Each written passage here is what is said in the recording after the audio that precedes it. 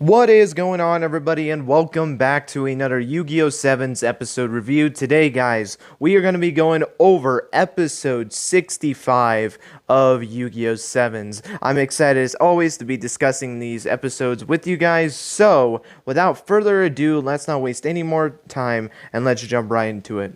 So, generally speaking, what were my thoughts on episode 65 of Yu-Gi-Oh! Sevens? Well, I thought the episode was good. In my opinion, I thought this episode was definitely better than the last two episodes we've gotten, which was the Luke Roa episode and the Luke Tiger episode. Not my favorite out of the last couple of episodes we gotten. I think episode 63, I believe it was, the Luke versus Yuo episode. Love that episode still. I think this is probably tied with the Yuka Roa episode, in my opinion. I think those two can be interchanged, but I don't think it's better than episode 60. I don't think it's better than episode 61, in my opinion, of course, but it had some pretty interesting moments in this episode, and a very sad moment in this episode as well, which I was not really expecting in this episode, but we'll get into that a little bit later on into the review. But let's, at the beginning of the episode, where we actually see Yuo examining the Luke Man's fusion card, which he was able to obtain after the Luke Man, which, yes, it is still the Luke Man. Luke actually did not remove the mask in this episode, which was very fascinating. I didn't really know if they were going to do another vanishing act where the mask was going to detach from Luke again and was going to just disappear into God knows where the mask was going to end up at. But I guess they decided to just keep Luke as the Luke Man, which I guess I shouldn't have expected that much, because at the end of the episode, after Luke won his duel against Tiger, he was still wearing the mask as he went into the six-cross ship. So I shouldn't have expected him to be the Luke Man still going into this episode, but it was still a pretty interesting thing that happened in this episode. And we also see that the Luke Man just passed out on the couch because he was so tired from his duel against Tiger, and that's essentially how Yuo was going to get his hands on the fusion card, which I'm very surprised, and I know this wouldn't have made any sense because Yuo has a very powerful ally on his side right now, but I would have thought it would have been hilarious and just shown how much of a villain he is if he just essentially got rid of the Luke Man because of the fact that he had his fusion card now, and essentially just said, now that I have all the copies of fusion now, you can't stop me anymore. But I guess he decided, you know what, it was still valuable to have the Luke Man on his side, so that's why he didn't eventually do that. But we see him examining the fusion that he actually has and notices that there is a difference between it, which I do love the fact that the Luke Man's fusion is the alternate fusion card that you actually, if I remember correctly, you can get in one of the new products that's coming out for Rush Duels. It's that extended power-up pack. I can't remember what it's called. I think that's what it's called, or like extra transcend power-up pack or something like that. But you can actually, I believe you can get two different artworks. It's two different artworks or two rarities. I can't really remember what it was, but you can get two different versions of the fusion spell card. And we kind of see it in this episode as well, as when we see the shot of Yuo looking at the two fusion cards, you can clearly see that there's a difference between Yuo's fusion and Luke's fusion, which I absolutely love the fact that they're doing that. I mean, we haven't really seen that, especially for fusion more specifically, since the original Yu-Gi-Oh series, Yu-Gi-Oh! Duel Monsters, because in Yu-Gi-Oh! Duel Monsters, they actually showed off the old artwork for polymerization and the polarization artwork that we all know and love in today's game, or at least what's the more common polymerization card if you are playing polymerization, because if you are playing a fusion deck these days, you're probably using the more in-archetype fusion cards, or using something like super polymerization or something like that, or at least that's what I normally see in today's game. I don't normally see polymerization used anymore, but most of the time you usually do see the polymerization with the two orange monsters like swirling with each other getting ready to fusion summon. But obviously during the Duel Monsters era, they also did show off the other fusion artwork, which I really did like that from the old show, and I did kind of wish that the other Yu-Gi-Oh series did that, you know, GX 5Ds, well 5Ds not really, because they had to use speed fusion since most of the fusions. In fact, all the fusions were used during speed duels. But Zexal, the time we actually saw fusion when Kaido used it, it was the two orange monsters swarming with each other artwork of fusion. In Arc 5, it was the same case when they used fusion, if they weren't using their own specific archetype fusion. So I like the fact that they're using different artworks of fusion in the Yugioh Sevens anime, and I love that they kind of made an emphasis on it, because I believe Yugioh says a line in the episode that the two fusion cards look different, but he also then questions with this as well, you know, where did fusion come from? Obviously, we know he's not the one that created it. He just looked into it to see if that card was able to be used in rush duels, and the first thought that he had was that maybe Nail might be the one to actually create fusion, which I can understand where he thinks that. After all, Nail was the one to create Maximum, so he thought maybe since he created Maximum, maybe he also created fusion. So, or if he didn't, at least knew who created fusion. So he decides to pay Nail a visit, and after having a little run-in with Sebastian to essentially Doll having to take control of Sebastian to kind of stop him from getting in their way, Nail ends up confronting Yugioh and explains to him that he was not the one to create fusion. In fact, the fusion code is completely different from how he was able to get maximum summoning into the game of Rush Duels, which was pretty interesting to learn in this episode as well. And then they just kind of talk a little bit more and exchange a few more words, with even Yugioh mentioning Otis in this episode as well, which is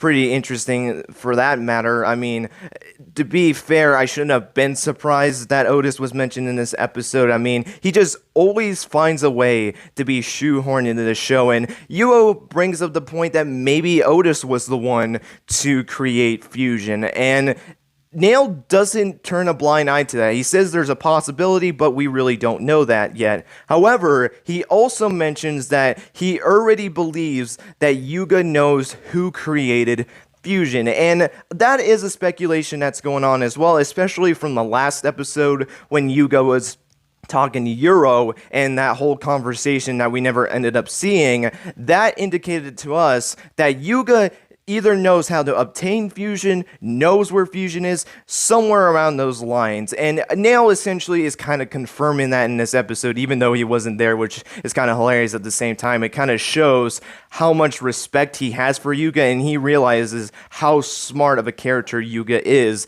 And Yugioh gets a little bit ticked off at this, funny enough, and it even goes to the point of saying, you know, whose side are you really on? I mean, you're giving all these praises to Yuga, like, just whose team are you on? And Nail just said straight up that he's neutral to the entire thing. He doesn't really care what side he's on. I mean, he doesn't really care, and says that he's just a bystander to everything.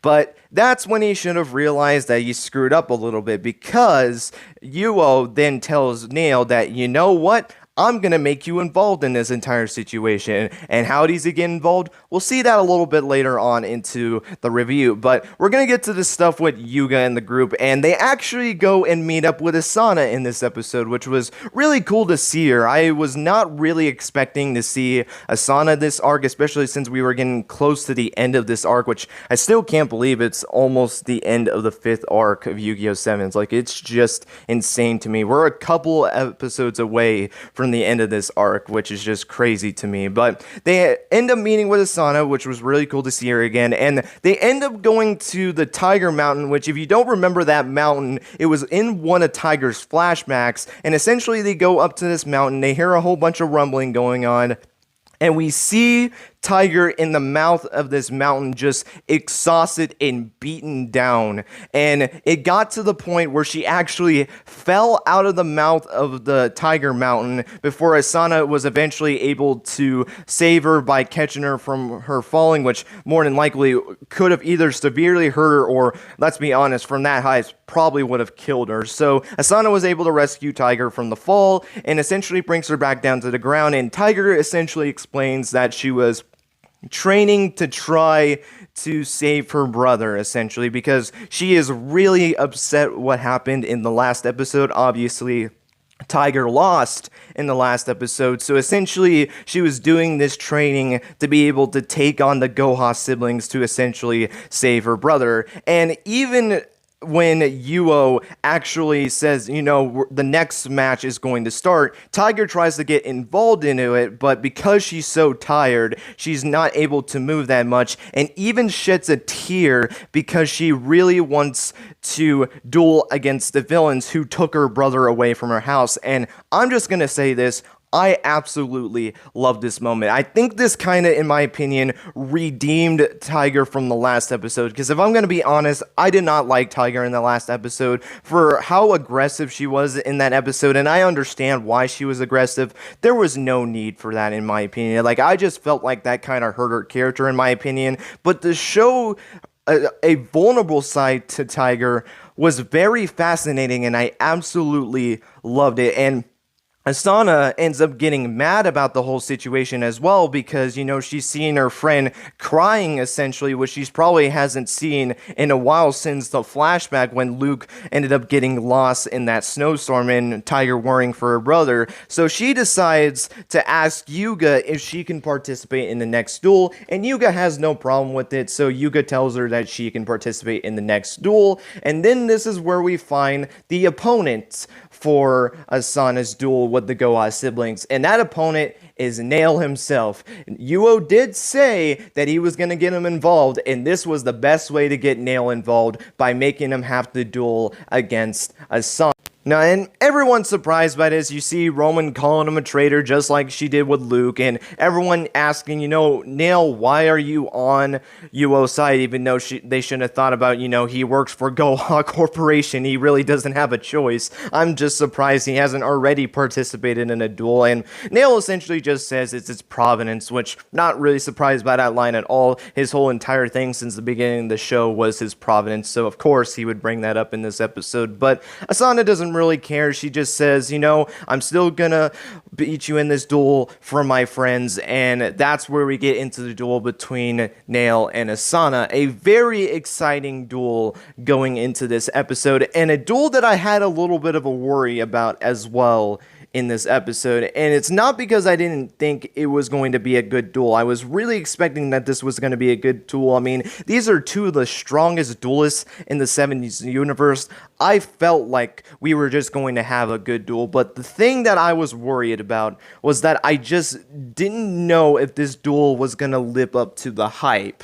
As I look back at the Luke versus Roa duel and the Luke versus Tiger duel, two very good duels in my opinion in terms of the matchups. I think there were two duels that I've really wanted to see personally, and I know the community has wanted to see for a while now, and I just felt like those two duels didn't live up to the hype. Not saying they were bad duels at all. I enjoyed Luke versus Roa for the most part, and I did with Luke versus Tiger as well, but the whole thing with Tiger I was just not really a big fan of. So going into this episode, I was really hoping that this duel would kind of break the trend of the other two duels not being built up to the hype as much. And did I think this duel lived up to the hype that people were claiming it to be? In my opinion, I honestly think it did. I really did enjoy this duel, even with Asana not having her maximum monster, which I will say I was a little bit disappointed that she didn't use her maximum, but I thought they made up for that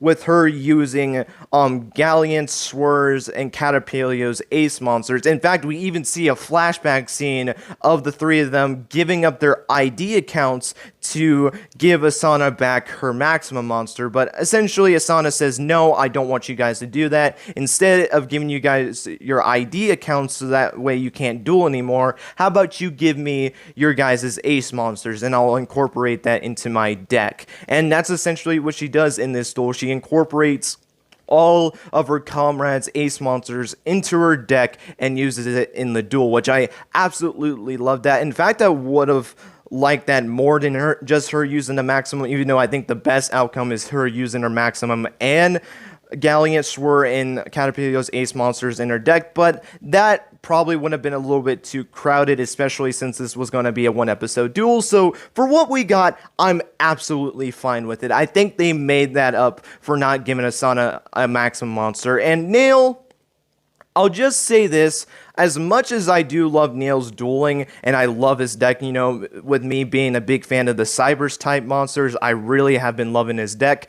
I really want to see Nail start doing something other than just summon his Yugioh Dragon. Whether it's him using a different maximum monster or using a different tribute monster, I just want it to stop being revolved around that damn monster. And I understand the reason why people argue this was a good thing, because it shows how alone he is. And what I mean by that is, in this episode, Nail explains to the group that he doesn't really have that many friends. You know, his parents abandoned him when he was a kid, and he was forced to work at Goha Corporation for his entire life, and he was not able to build these relationships. He wasn't able to gain friends because of him working at Goha Corporation. So throughout this duel, and even though he doesn't say it to the group, we kind of see him having fun with the duel. I mean, after he activates the trap card against Asana during the final turn, which essentially does nothing, he even says in the duel, you know, maybe I'm actually starting to have fun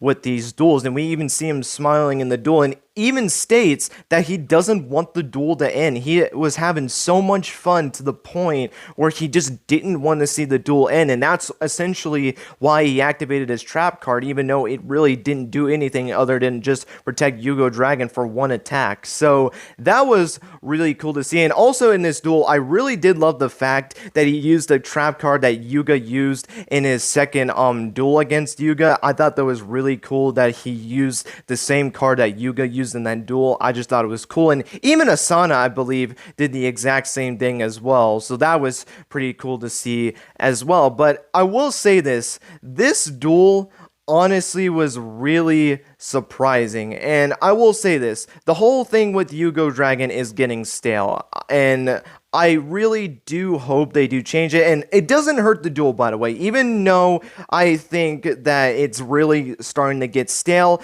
Because of the whole sentiment of this episode, I can live with it, even though I think they could have still gotten away with it by having him use a different ace monster or something like that, and you just use that different ace monster for the duel.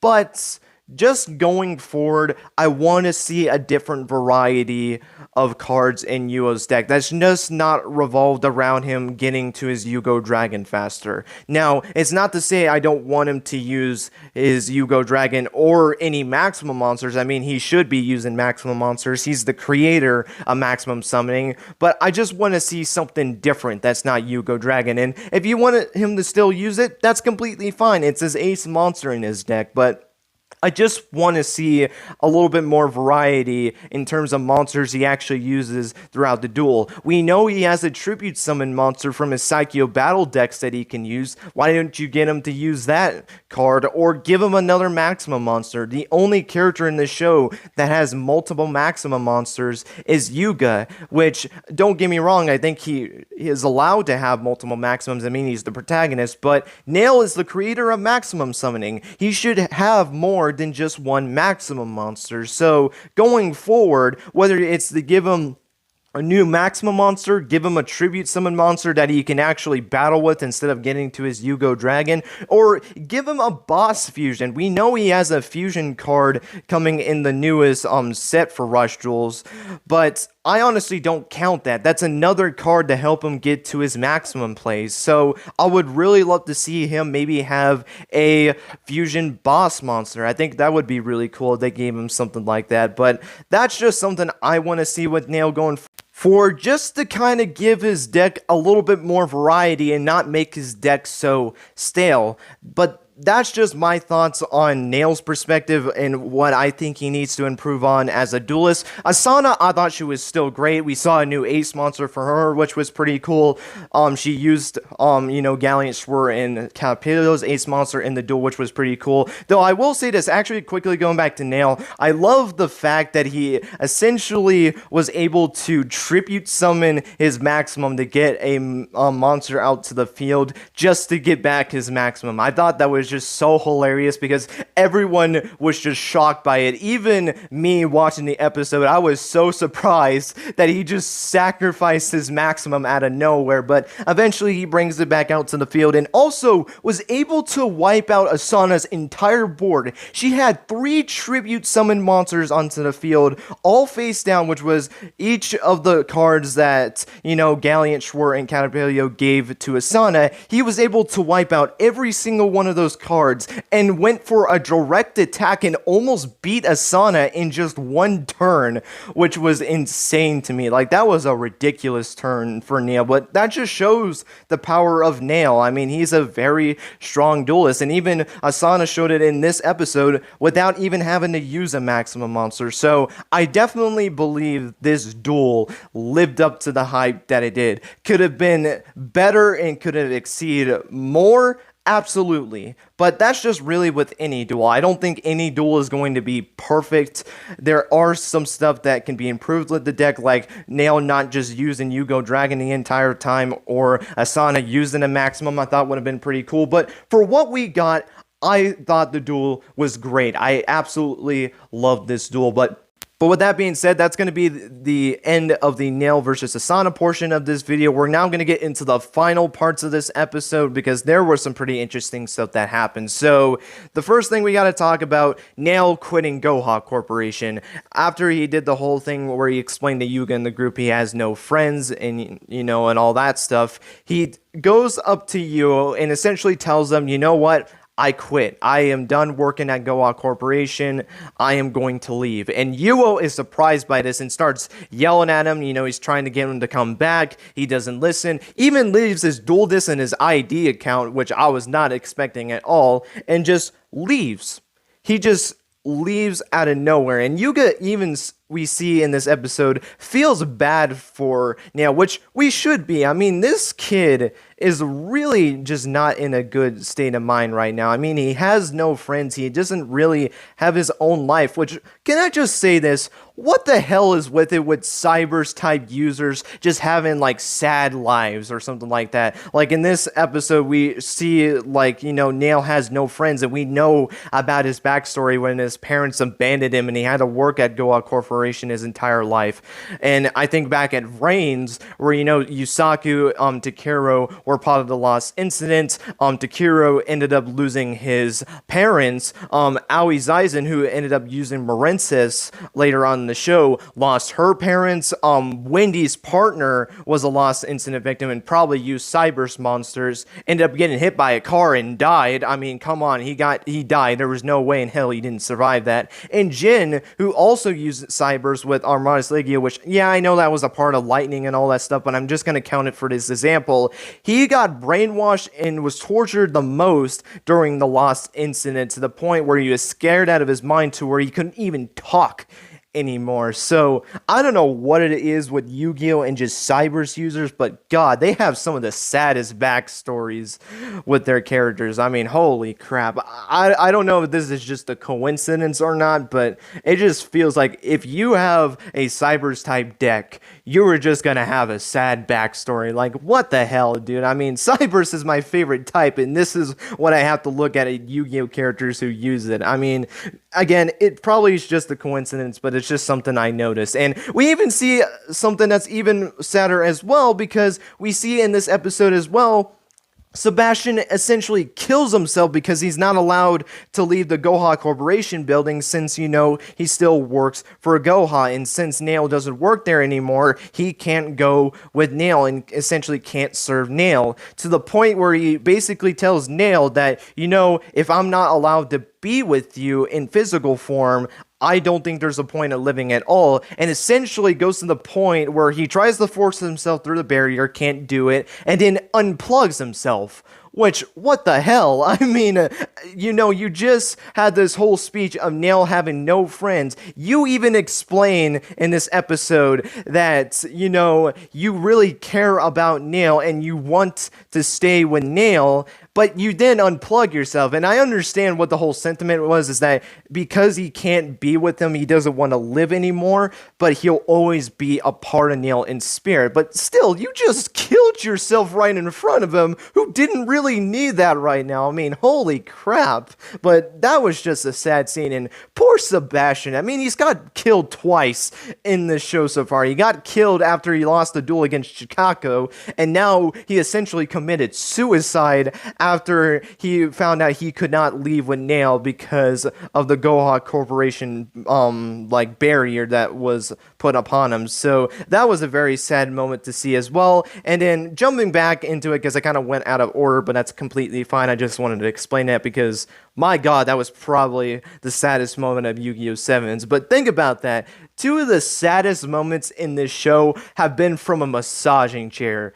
If that isn't just peak Yu-Gi-Oh! Sevens right there, I don't know what is. I mean, that just sums up Yu-Gi-Oh! Sevens in a nutshell. But getting back to Yuo and Yuga in the group, Yuo ends up confronting Yuga, tells him, you know, now this point system is at 5-5 now. Gakuto tries to argue it, saying it's 5-3 because Luke was technically a part of his team, but Yuga then intervenes and says, you know, just keep it 5-5. We see them getting prepared for the final matchup, but instead of Yuo versus Yuga, Yuga decides to challenge the Luke man who randomly appears at the end of this episode and challenges him to the final duel. And Yuo gets furious by this because he was expecting to be the duelist to defeat Yuga again, but I guess that doesn't seem to be the case, as the Luke man is going to be facing off against Yuga in what it seems like to be the final match. I mean, we're gonna have to wait and see, but this duel is going to be pretty interesting going forward. But with that being said, guys, that's gonna be it for this episode review. Hope you guys enjoyed. Let me know what your guys' thoughts were on episode 65 of Yu-Gi-Oh! Sevens. Did you like the episode? Did you think the episode was okay? Or did you not really like the episode at all? Let me know your guys' thoughts on Nail versus Asana, and do you guys think that duel lived up to the hype? And let me know your guys' thoughts on Asana returning and the whole entire situation that's going on with Nail. And let me just say this to end off the episode, Nail deserves a hug or something like that, man. I mean, I really do feel bad for this character. He has not really had the best of the life, and I really do hope that this character gets some happiness back into him going forward into the show. I really am excited to see where Nail's story goes on going forward, but man, this dude deserves a hug or something. I mean, I really do feel bad for Nail as a character. But with that being said, that's going to be it. Thank you guys so much for watching, and until next time, guys, take care and have yourselves a great rest of your day.